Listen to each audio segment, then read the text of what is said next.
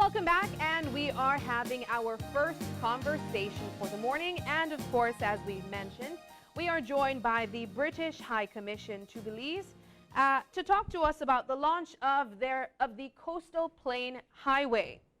Good morning. We are joined by Her Excellency Nicole Davidson. She is the British High Commissioner to Belize, as well as Dr. Harriet Stone. She is the team leader of the UK Caribbean Infrastructure Fund, but also she's joined via Zoom. Good morning, ladies. Good morning. Good morning. Good morning. Now, we had you guys here 2 weeks ago to talk to us about another project, and that was marine litter, and we were able to learn about all the works being done through the British High Commission to Belize. But now we're here to talk about another project that was recently concluded.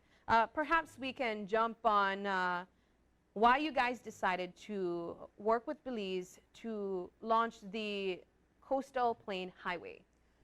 So this is part of a wider suite of projects that is comes under the banner of the UK Caribbean Infrastructure Fund, which my colleague and friend Harriet can speak to a little bit more at the moment. But it's basically a fund that covers a number of Caribbean countries. I think it's 8 in total.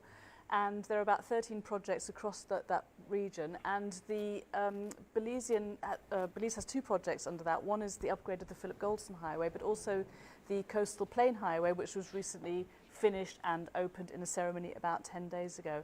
And I think for us, from our perspective, it's been an absolutely outstanding project. I mean, the road is beautiful. It's just such an improvement on what was there before. It's added massively to the quality of life for communities like Gales Point, Mullins River, which are now connected by the road. And it's just been a fantastic project to work with Belize on. Like I said, it's part of a suite of projects, and my colleague Harriet actually manages that suite of projects for the region. I'd like to get to Dr. Stone to ask Dr. Stone about explain to us a bit about what the UK Caribbean Infrastructure Fund is and how this particular project, how the decision was taken to have this particular project fall under this fund. Dr. Stone? Of course, yeah. So the UK Caribbean Infrastructure Fund was launched in 2015 by our then Prime Minister. And he came up with this idea after speaking to prime ministers and leaders across the Caribbean. He said, we're really struggling to build infrastructure. We're on the front line of climate change. Hurricanes are coming and they're getting stronger and more frequent. And we have borrowed up to our necks to build infrastructure, but we're still really struggling. Can you help us? So our response was to gather together as much money as we could, and we ended up with 350 million pounds, so nearly $500 million US, to give to 8 different countries across the Caribbean to support them in that need. So we're really proud to partner with governments across the Caribbean to help in this battle against climate change, to help with your transforming economic development and your prosperity. And this project, particularly in Belize, is so fantastic. You can see all of these things in practice as you drive up that road, up the Coastal Plains Highway. This project obviously was a big priority for the government of Belize. So when we came and we sat with leaders in Belize and said, we've got this money available, this will be grant money, this is free, we don't want it back. Wow. What do you want to do? At the top of the list was this road, and now we see it's built. It's fantastic. No, I mean, it's a beautiful highway. Let's introduce our third guest, who's no stranger to Open Your Eyes or our newscast. None other than Mr. Evan Dale Moody, who's the Chief Engineer at the Ministry of Infrastructure, Development, and Housing. Good morning, Mr. Moody. Good morning. Good morning. Thank you for having me here. No problem. As I was saying, it's a beautiful highway. We here in Belize, we love it. First thing it does for us on this end, it cuts our travel time from Belize City or the northern part to the south, at least for me, by half hour to 45 minutes easily. And I love that. And the scenery is beautiful as well. It doesn't take away from that beautiful scenery that we love on the Hummingbird Highway as well. So that's another plus. One of the things that I heard Dr. Stone spoke about was climate change and climate resiliency. Let's talk a bit, Mr. Moody, about the stuff that we're taking into consideration in the engineering and construction of this road as it pertains to climate change and climate resilience? Okay. Well, in terms of the detailed design from the onset, we took the climate resiliency and also the adaptation measures to these changes that we're encountering now in terms of storms and so forth. And so that was incorporated into the detailed design. And so our plan was to implement that and to ensure that the structure that we have built will last us a long time. And with respect to that, we have incorporated significantly climate resiliency in terms of our bridges. Most of the bridges that we have built have been significantly raised, especially the Manatee Bridge, which was one of the main structures that once you hear the coastal highway is flooded, is because that bridge has been inundated by floodwaters. Now, I like that. Another thing that Ambassador raised was the fact that it was a bit, the construction was a bit under or below budget. How did that happen? Well, that wasn't the case. Okay. No, that wasn't the case. From the onset, we had sufficient funds. Yeah. So the two contracts that we had, one was for 62.9 million and the other was for 70.2 million, which is equivalent to about 133 million Belize dollars. But because of the stringent implementation measures that we have put in place at the ministry, we were able to create savings from within that amount. That's what I was talking about. So Savings. we were able to create savings, so we didn't have a deficit. Right. So with those savings, we were able to approach the UK and also CDB and ask them permission for us to use those savings to improve the Gales Point Road and also the Mullins River Road. Because those two roads were also gravel roads, but those were cut off from the coastal highway. Yeah. And so what we envisage is that if we have the entire 36 miles paved and those two side roads are still unpaved, you still won't have adequate transportation to go into those villages because the buses don't want to use a gravel road. So we decided to approach the funding agencies and UK, as I mentioned, and we got approval from them for us to use those savings towards those two roads. Let's talk a bit, staying with you, Mr. Moody, a bit about some of the other features of this road. We're talking about the bridges, then we're also talking about upgrades to these two different roads. What else can you tell us about some of the trademarks of this highway in particular? Well, one of the significant item is also road safety, because that is very important to UK and also to CDB. And so we had to emphasize that we have put in place a number of safety measures, especially passing through the villages of Democracia, Hope Creek, Mullins River, and so forth. So within those villages, we have ensured that we have proper bus laybys put in place, we have bus shelters, we have speed restrictions such as rumble strips, and if you've noticed, we have a number of signs going through that highway that we believe sometimes it's too much, but in an effort for safety, we have put those in place.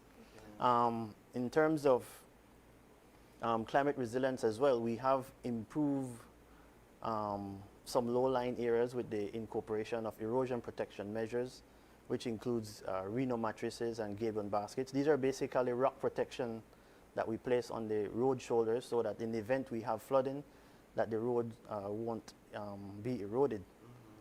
We expect that in 3 areas we will have flooding.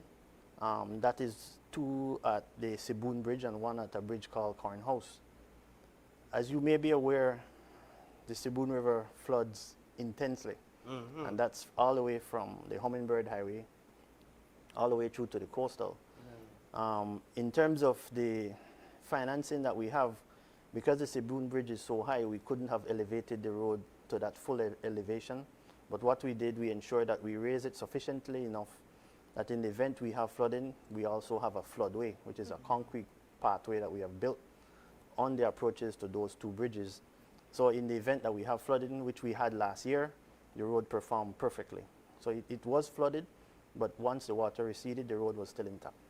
Ambassador, are these some of the areas and things that the British High Commissioner and the UK took into consideration when the agreement was made to construct this highway, and now that it has been completed, and I would imagine you've taken on the opportunity to tour the highway. What are your thoughts? So, I mean, it's definitely some of the things that we took into consideration. I mean, you know, Belize, like the other countries that are benefiting from this fund, is a highly vulnerable country when it comes to climate change. So these climate resilient factors were absolutely key to the considerations of this. But you're right. I mean, I have toured it, and I have to say, I'd never really thought about roads, and I'd never really thought about what was involved in building roads, and it's just completely changed my perception of just what is involved in terms of actually enhancing something like this and enhancing the conditions for the communities. And I've got completely newfound respect for, Mr. Moody and his team, in the sense that the work that they do and the details that they have to think of is something that, as a non-engineer and a non-infrastructure person, had never really occurred to me. Yeah. So I think it's a marvelous road. I really do, and it's also a very beautiful road to drive. It is. The Coastal Plain Highway is only one of the projects that is coming to fruition, or that has come to fruition under the British High Commission to Belize. What are the projects that you guys are currently working on? So in addition to the Coastal Plain Highway, there's also the upgrade to the Philip Goldson Highway, which comes under the same fund. But in addition to that, there are a number of other things that we've worked on. So, for example, we've just completed a smart hospitals program, which was upgrading 5 hospitals around Belize to become climate resilient. So people who are familiar with the hospital, for example, in San Ignacio, in Belmopan, they now have things like solar panels, they have generators. That was all done with UK funding. So that was one of the projects. I was here recently to talk about the Marine Litter Programme. And there's a couple of projects on the environmental side, such as a biodiverse landscape fund, which is going to fund preservation of biodiverse areas, particularly in the border regions. Later this year, we'll be rolling out a Sustainable Blue Economies Fund, which is working with communities who work in the blue economy. So we also have quite a lot going on the environmental side as well, which we're very proud of. How do you guys go about deciding what you want to lend your support to and what you would like to be a part of development-wise? You know, we're quite a small office, so we have to be quite strategic in what we do and where we put our funding. But we work very well with our development team, who are based in Barbados, of which Dr. Stone is part. And so we talk very strategically with them about what are the priorities that the UK wants to achieve. And it's usually around working with climate resilient communities, climate vulnerable communities, climate vulnerable countries, to really kind of do what we can to help fight climate change. So that kind of helps us prioritise, and then we look at also what the priorities of the particular country. So obviously Belize is the custodian of large ocean space, so it makes sense to work on marine issues. And so that's kind of how we drill down both the priorities of the country that we're working in, but also UK government priorities too. I'd like to bring Dr. Stone back into the conversation. I believe we still have her on Zoom. Doc, just to ask, what happens next after a country completes its project or its commitment under the fund, as such as the Coastal Plain Highway? So it's a great question, and it's something we're actively thinking about. So the 2 projects in Belize, the Coastal Plains Highway and the Philip Goldson Highway, are on track to be the first 2 projects to finish out of the 13 that we have under the UK SIF. So Belize is streaks ahead of the rest of the Caribbean, and I think we'd be very proud of that. The next steps are thinking about what we need to do next. The government of Belize will have a number of priorities, and we will listen to that, and we will listen to other governments across the region. And as the High Commissioner has said, we will respond to the priorities of our partners in the Caribbean, link them in with UK priorities as well. So climate change is a very obvious one in this region, environmental issues, marine issues, and economic development and prosperity for, you know, the private sector as well. So all of those things are things that were on the table. We know that countries like Belize would love to get more support on the infrastructure side. So we're working through the ideas of how we take this forward. Let's talk a bit, Dr. Stone, about how the completion of this project sets an example for other Caribbean countries that are also engaged in infrastructure work under the fund. It's a great question, and something that I need to have a conversation with Mr. Moody about, because as I've alluded to, they have delivered this project in a really superior way. They have managed their budget very, very well. They have delivered things on time. And there's a lot of lessons in there that I think Mr. Moody and his team can share with other Caribbean governments. We're hoping later in this year to get Caribbean governments together so that these lessons can be shared. We can build capacity in other ministries, and a lot of that will be the ministries in Belize passing on their knowledge, their experiences, and what worked really well for them to those other ministries so that they can deliver just as well as Belize next time. So Perhaps we can bring Mr. Moody Yes, in then I was on going some to of those tricks that he had up his sleeve to even bring savings. yeah, to create a most cost-efficient but effective coastal highway. As Dr. Stone mentioned, we have had an initial session with the other Caribbean countries because of the success that we've had on the Coastal Plain Highway. And so we have met with several of their project coordinators to give them insight on how to improve in their projects, because a number of them, as Dr. Stone has mentioned, are behind. And in my opinion, I'm not sure if they're going to finish all those projects within the duration that they have for the terminal disbursement date. Nevertheless, in the implementation of the project as the project coordinator for both projects, the idea is that once you have the detailed design, yes, that is good, but we still have to go back and review that design because it's done by an international firm. And so the team that I have at the ministry is also well equipped and has the expertise to review those designs. And so what we did during the initial implementation was to go back and review and make some amendments that we believe are more practical to our country. Because of the foreigners that we have doing the design, maybe they might think outside the box, and some of the stuff might not be applicable to Belize. So what we did, we reviewed those designs, make changes on the ground. We also had a consultant, the same consultant that did the design, that was in charge of doing the supervision for us on site, because we cannot be there every day. So we had to engage them, which was also paid by the UK government and CDB. So we had to be practical with them. They're foreigners, but we know our country. And so that is the key thing, and we also know detailed design. So it's difficult for them to put things over us in terms of the implementation. So we had to be smart as well during that time. There were also changes that we could have made that we identified savings. And so what we did on a monthly basis, we did projections to see where we are every single month, so that within the first 15 months, I think we were able to approach UK and CDB and tell them we identify that we'll have so much money saving. We would like to use it for this. They tell us, okay, give us a few more months. Let's make sure. And so we continue to do that on a monthly basis. So by the time we reached the 25th month, we were sure that we had, I think, almost $10 million that we saved. How did the disbursement work? Was it a lump sum of funds, or was it a periodic installments? It was done on a monthly basis. So what I do, we would get the consultant to do the measurements with the contractor. So they measure every single grain of sand that is placed on the ground, every single culvert, every single sign. And they send that certification to myself. My team and I, we review that certification. In Belize, we have two signatories for the loan and the grant. One is myself and one is the financial secretary. So I would have to do the first approval of those certifications. Then that is sent to the Ministry of Finance for them to certify. Both signatures go up to Dr. Stone, and then they will pay. But they won't pay unless we have two signatures from Belize, and I won't sign unless I have a signature from the consultant. So it goes through a number of checks before we're ready to send it to CDB for them to pay.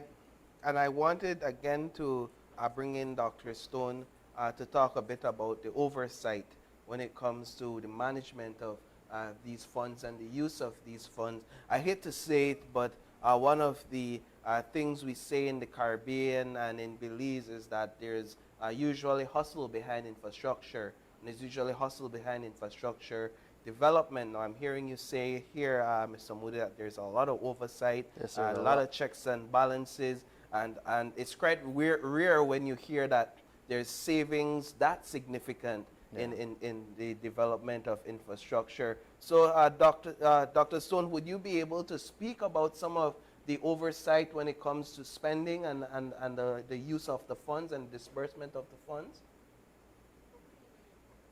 You can imagine there are a lot of risks around fraud and money disappearing into different places if you don't look after that money and watch where it's going. You know, and we run development programs all over the world, and those risks in some countries are certainly very high, in others lower.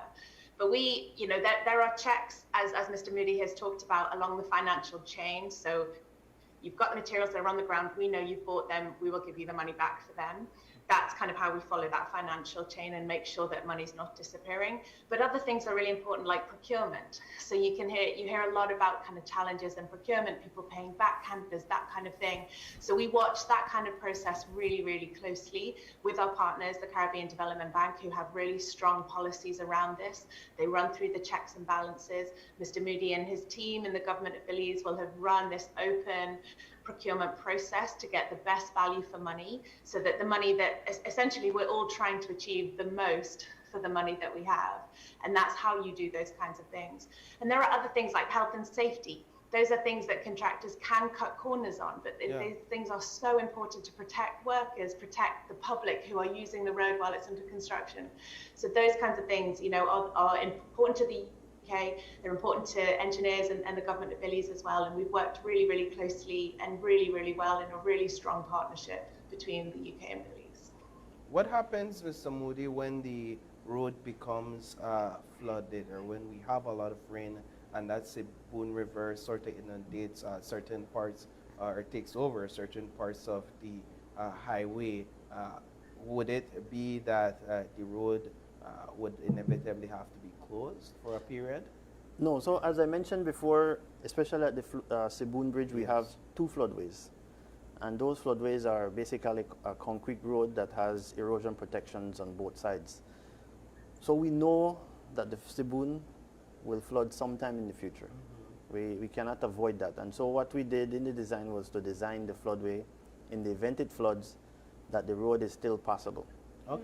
So we have even also, with strong currents? well, what we have done in terms of strong currents, we have installed some gauges along the road. So once you pass the Sibun Bridge, you'll see that we have some gauges that goes from 0 to 5 feet. Okay. So in terms of driving through floodwaters, a normal vehicle would be able to go through maybe about a foot. Yeah.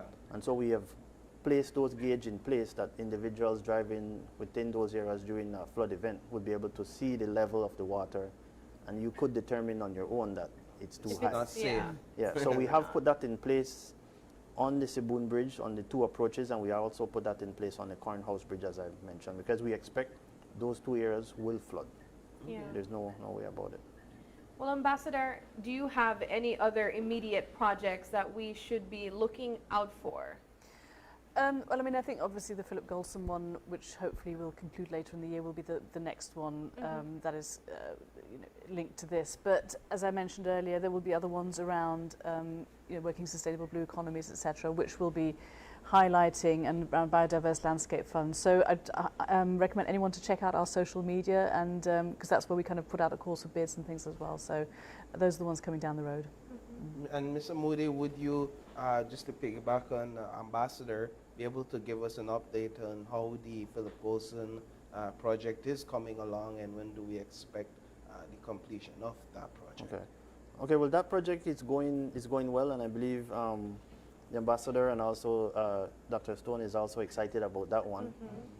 We have been able to done significant work on that project. As you are aware, it's been about 20 months that we have started that project, and we're upgrading from mile 24 to the northern border, including the upgrading of the Remate bypass, which has been a bypass that really needed upgrading for such a long time, and a number of funding agencies have tried to fund that project, but it never materialized.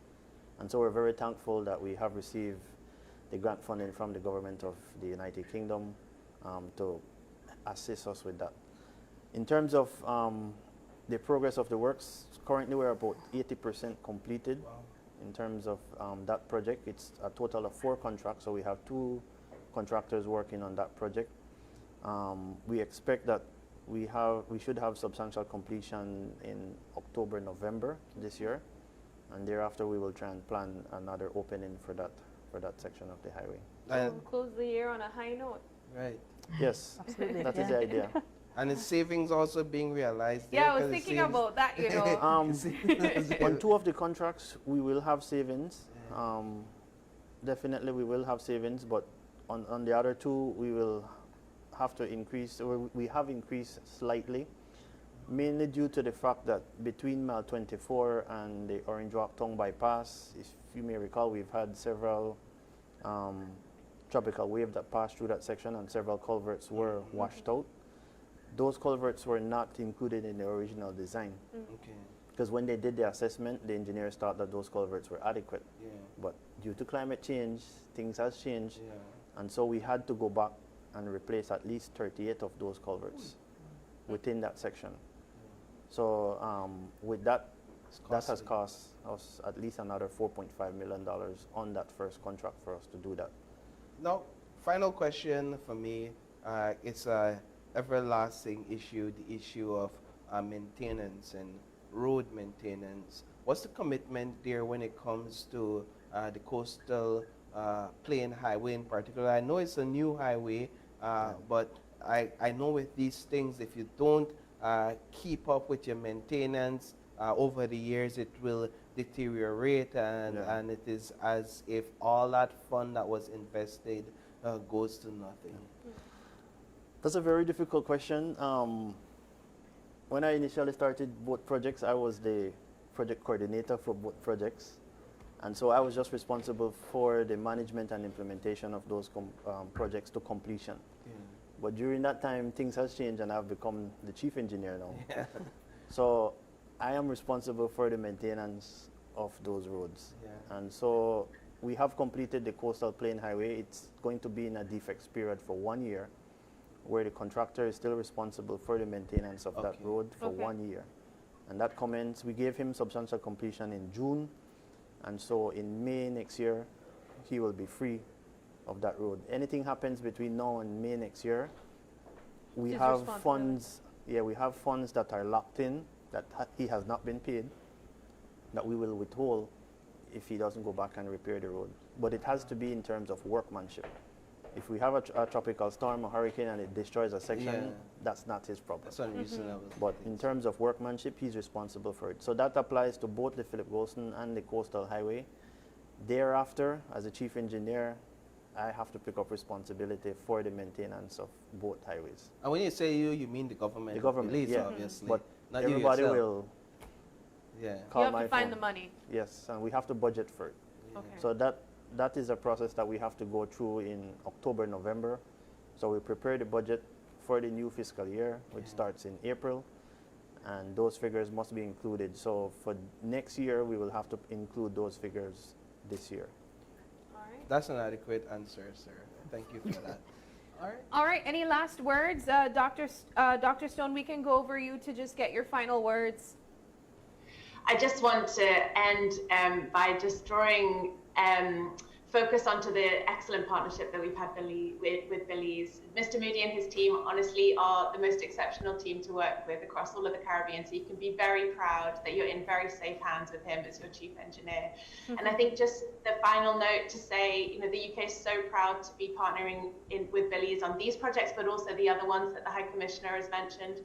And we look forward to standing side by side into the future and supporting as we can. All right. Ambassador? I think just to echo what Dr. Stone said, I mean, we really do value our relationship with Belize, and we're so delighted to be able to work on projects like this one and others. But again, I would also just really like to commend Mr. Moody, Minister Espat and the team, because they have done an outstanding job, so much so that it's a real example of excellence for us. Yeah. And Mr. Moody? Well, for me, honestly, I would like to thank the UK government, Dr. Harriet, the British High, because with the funds that they have provided as a grant, we can't beat that. And we thought from the beginning, from the onset, that we're getting a grant, we have to make good use of it and demonstrate to them that we appreciate it very much. And so we're very thankful for the invaluable support that we have received from the United Kingdom. Yes, we had to get a loan too from CDB, and we're appreciative of that. But without the grant, this project would not have been viable, definitely, because it would be difficult for us to borrow $133 million. So I'm very thankful for them. I really appreciate also the support that we have received from Minister Spot and CEO Spot from the ministry. We have worked together as a very tight team. It's not just these two projects. We have many other projects that we're implementing. We have a lot of maintenance that we're doing for the main highways throughout the entire country. And so without their support as well, we wouldn't be where we are today. So I'm very thankful to everyone for their full support that they have provided. Well, thank you guys so much for joining us and sharing the updates and also what we can expect going forward as it relates to future projects under the British High Commission and, of course, infrastructure here in Belize. Thank you. Thank you. Thanks for having us. All right, we're going to take a break, and when we come back, we switch the conversation into a hunger awareness ride. So don't go away.